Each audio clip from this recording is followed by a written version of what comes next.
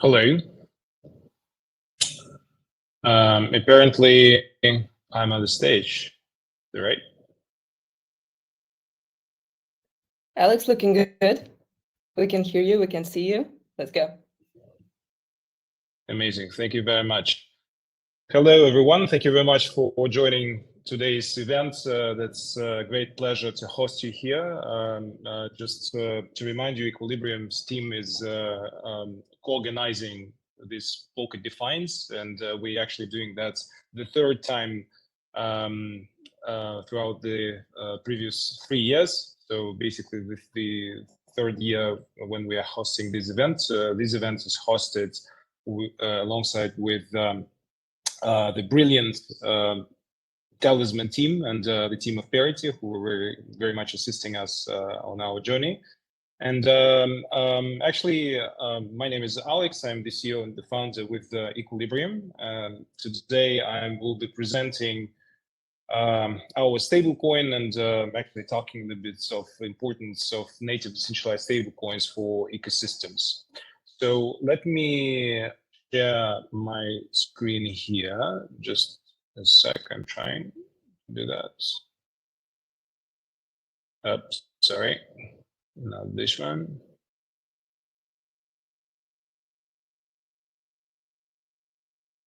Yeah. Okay, cool. Just first of all, I wanted to remind you what exactly we're building. So it's the all-in-one DeFi platform that is live on the Polkadot parachain, and we actually currently running one of the most comprehensive DeFi product lines within the ecosystem. So basically, just a sec, apparently I cannot switch slides.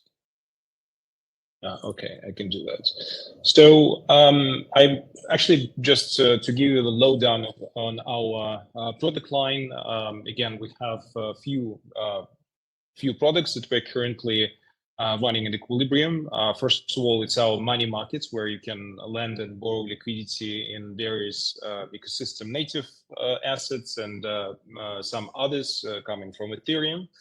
Through the multi-chain bridge we're currently connected with. We also have the liquid staking product, which is quite important. So you can stake your dots and against your stake dots, get EQ dots that you can eventually use within our products as collateral or some additional liquidity, which could be interesting for you because like it's a completely decentralized way of staking, completely safe, and probably the most significant feature of that you can unstake your dots almost instantly, like literally instantly. You don't need to wait 28 days. And the third actually, product that we are presenting is our EQD stablecoin, which is a decentralized asset-backed stablecoin currently supporting the basket of collateral. And I will be talking about it in greater details in the course of the presentation. But before I go into these details, I actually want to share. Sorry, I cannot switch slides here. How can I do that? Okay. So should I ask you to turn slides? Does it work like that? Okay. Anyways. Yeah, I'm here for you. But you can use arrows. Okay. Right. I cannot see these arrows, by the way. Okay. Anyways, so can we switch to the slide back if you don't mind? No. Yes. So the key advanced features of Equilibrium's framework is that like all the product line is based on the kind of technical infrastructure that we have built up, which includes quite interesting technical solutions that's never been implemented in DeFi. First of all, it's risk-based pricing, which allows for quite convenient and fair interest rates that can be regulated by user, meaning that interest rates accounts for just collateralization level and collateral volatility that you're putting into the system, and no way on utilization. So you taking all control of that.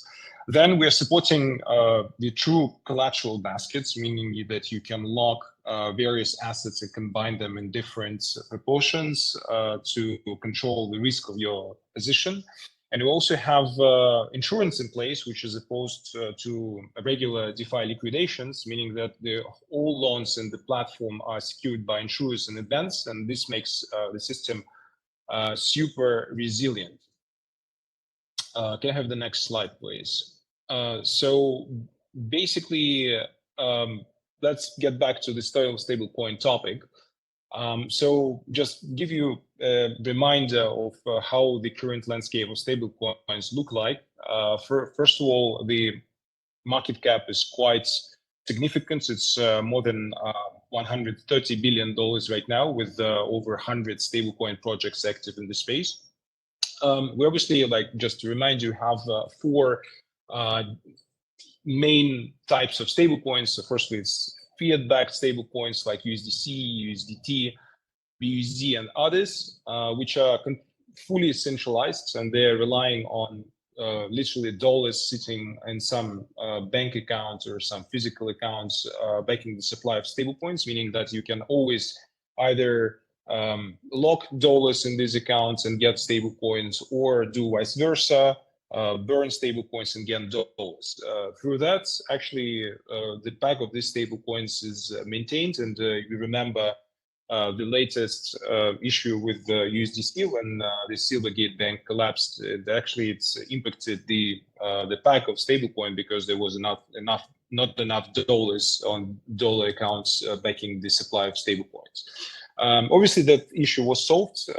We cannot say the same about Terra USD stablecoin, which belongs to the algorithmic type of stablecoins. And actually, right now, I'm not aware of any significant stablecoin projects of that type on the market, because like most of them either haven't made it to the markets or actually didn't succeed.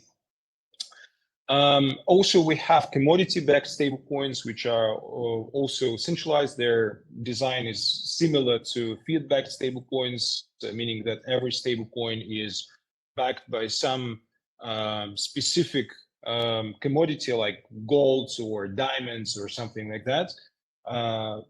Usually pretty more centralized, standardized, like again, dollar or something fungible. So here we have stablecoins with overall market cap surprisingly high, over $1 billion so far, with Tether Gold, for example, or Pax Gold, which are probably the most significant players here on the market. So another type of the stablecoin, and I'll be talking about this more in the course of my presentation, is actually, can I have a slide back, please, just quick? So it's crypto-backed stablecoins. So the overall market cap of crypto-backed stablecoins right now is exceeding $5.5 billion. And actually, it's probably the most kind of resilient type of decentralized stablecoins ever, with the biggest projects out of them are MakerDAO, obviously. So the way how these stablecoins work, usually all of them are based on smart contracts, and they have crypto collateral, volatile, sometimes non-volatile, or a combination of different crypto collateral sitting behind the supply of these stablecoins. And everyone who wants to mint these stablecoins, they're effectively borrowing them from their kind of emitter, from the projects that's emitting these stablecoins. And if collateralization is dropping below a certain level to which this kind of borrower is committed, then margin call occurs and you get liquidated. Through this kind of not that much sophisticated mechanics, but quite straightforward and pretty robust, all the stablecoins maintain their back. Can I have the next slide, please? Thank you. So the impact of decentralized crypto-backed stablecoins it becomes more obvious if you consider like ecosystems where these stablecoins exist. And you probably guys will hate me for this example. I actually took here two main like one main stablecoin, the DAI of MakerDAO, and another one USDD, which lives on the Tron blockchain. Obviously, like there is a lot of claims about that, but I think it's quite interesting example because like both of these are existing in the specific ecosystems, and they're actually capturing the primary assets of their ecosystems quite heavily, I would say. So actually, like it's interesting trend. So most of the decentralized stablecoins, they're heavily relying on the primary assets sitting in this ecosystem. So for Ethereum, it's obviously Ether. For Tron is like Tron coins. And if we look at the breakdown, how the current collateral for MakerDAO looks like and for USDD, you'll figure out that DAI is currently jeopardizing almost 12% of the overall supply of Ethereum, which is quite significant. You can imagine it's like almost like $3.8 billion, and USDT has Tron collateral, which is capturing 29% of Tron supply right now. And what's about Polkadot? So it's interesting that currently there is no big stablecoin project right now, which could actually show the same traction as DAI USDT, which means that there is a lot of opportunity. And if you see the ratio between collateral behind this decentralized and the value of staked assets within these ecosystems, this has quite interesting proportion. So for Tron, it's again it's 30% of staked Tron locked within USD stablecoin. For DAI, is 11% of Ethereum currently staked within this ecosystem. Right now, DOT has almost 50%, like 43% to be precise, of DOT staked, meaning that if we basically extrapolate these numbers, we can expect quite high numbers for native decentralized stablecoin of Polkadot, which succeeds. Next slide, please. Actually, like I wanted to talk a bit more about EQD, which is considered as a dollar built on Polkadot. So initially, we were building it as a stablecoin for our own internal use, meaning that the EQD stablecoin was supposed to be the main asset for quotation in our DEX. However, we actually think that EQD could be useful for the entire ecosystem because it has a lot of obvious advantages, and I will tell you about them as well. So if we talk about EQD, first of all, it's decentralized, it's asset-backed, and fits desired features of the ecosystem stablecoin. So first of all, it has the mechanisms, like full gamut of mechanisms to tie its back to dollar. It's actually supporting native Polkadot native collateral types as dots, different types of liquid dots, like ecosystem tokens like Glimmer, Astar. Also, it supports native Polkadot's USDT, and actually it has solid use cases that can potentially boost its liquidity, like EQD liquidity, respectively. So for us, like we currently undergoing a lot of integrations, and the next steps for us is opening XCM channels with even more parachain projects and conducting joint campaigns to list EQD on ecosystem decentralized exchanges, and we're already doing that. Can I have the next slide, please? Thanks. So how actually EQD is different from other ecosystem stablecoins? So you can see it here. So first of all, EQD is, as I said, is decentralized. So compared to fiat-backed stablecoins existing in Polkadot right now, which are USDT, and hopefully USDC will make it quite soon to the ecosystem. EQD is decentralized, and also it's substrate native, and it supports XCM transfers, which is really good. So it's actually safer option rather than different stable coins bridged from out there, because it doesn't imply any bridge risks, and actually it supports XCM compatible assets as collateral, which has vast means that the EQD has a vast liquidity potential by leveraging Summer native assets. So can I have the next slide, please? So basically, right now, EQD effectively remains the only parachain native stablecoin in Polkadot. Like USDC, USDT, BUSD, and Frax and other ecosystem, they're currently not that much, convenient for usage. Obviously, like once USDC will be minted on statements, it will be better and more helpful to use. But currently, like most of USDC are bridged either through multi-chain or other bridges within the ecosystem. AUSD actually, the price of AUSD right now is around 55 cents. They cannot maintain the peg, unfortunately. However, EQD unifies all parachains and dApps and supports wide range of Polkadot ecosystem assets, being like currently probably the only native decentralized stablecoin on Polkadot right now. Can I have the next slide, please?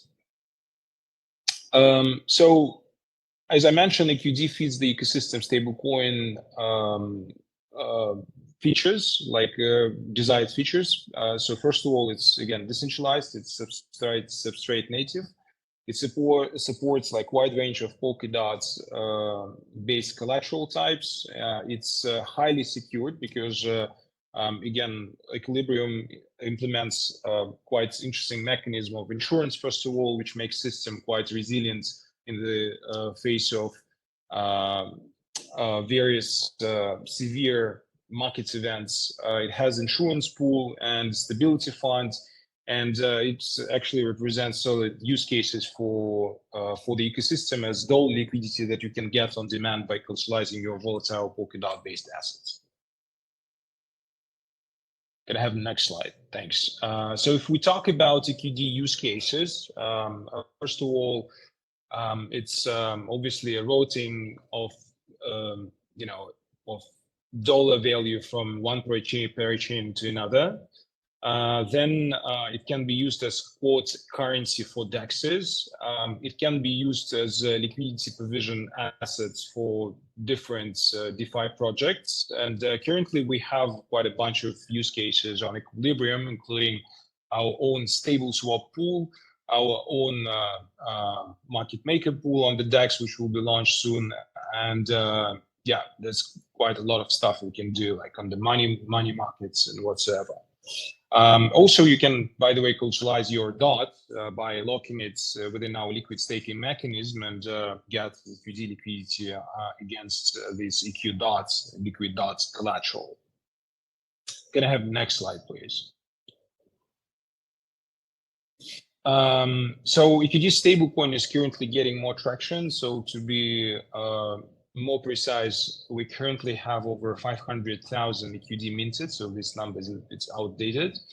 And the trend is still there. We have most of what staked as collateral in our collateral pool for behind the EQD stablecoin. Can I have the next slide, please?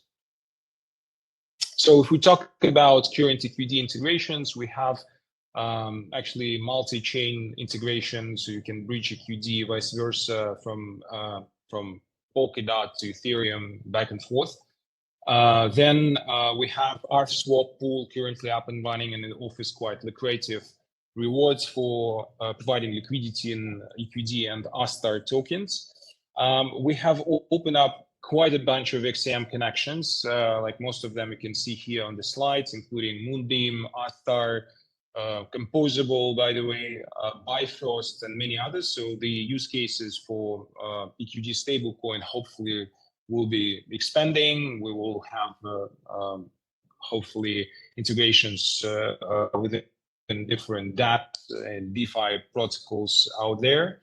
Yeah, so major wallets actually supports EQD stablecoin transfers, including obviously Talisman, and Subscan supports tracking of EQD transfers, which is super exciting. So I think that's pretty much it from my side. I guess if you have any questions, I will be happy to address them. Just one thing probably I wanted to mention, that the attendance of the current Defiance event is pretty amazing. It's almost 500 people. So thank you very much, guys, for supporting us and joining us today. Alex, thank you so much for your presentation. We just have a couple quick questions, and one of them alludes to the last slide that you showed. Do you have any plans to list the EQD coin on any popular exchanges, or is this only going to remain as a decentralized piece as part of the Equilibrium DeFi protocol? Yeah, thanks for this question. Obviously, to make EQD successful, we need to list EQD on some proper centralized exchange. And it should not be any kind of controversial one. Obviously, we have like proposals from their side, but we are waiting for the right moments when we get more traction within the ecosystem that we can showcase to major exchanges, and then we go for this listing, of course. But now our focus as a part of our go-to-market strategy is to get more pools and use cases opened and available on within the Polkadot ecosystem. Okay, great. And the one that's the elephant in the room that I basically have to ask is, how can Equilibrium ensure that we don't see a similar exploit and depegging event like what happened with Akala's AUSD? First of all, we have a pretty robust mechanism of pegging and backing the stablecoin.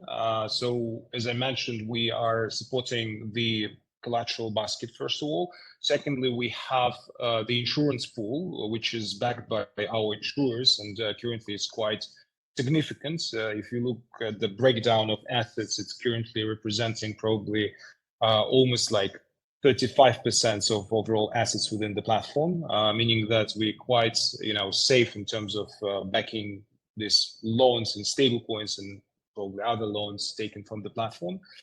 From the cybersecurity standpoint, of course, we are conducting different tests, and we're covering with tests like extensively all the code base. And from the perspective of risk management with regards to assets that we add to the platform, we have the system of discounts, meaning that if we consider some specific assets as not that kind of liquids or something, we can apply some huge discounts like 80% or 90%, meaning that these assets would not impact their overall EQD supply at the end of the day. And right now, we obviously not putting our own native tokens as collateral. We are not accepting that. But anyway. Well, thank you for the thorough answer, Alex, and thank you everybody else who's been tuning in. We're going to segue to our next talk with another Alex, this time from Unique Network, and so looking forward to see you guys in the next room. Thanks so much, Alex. Thank you.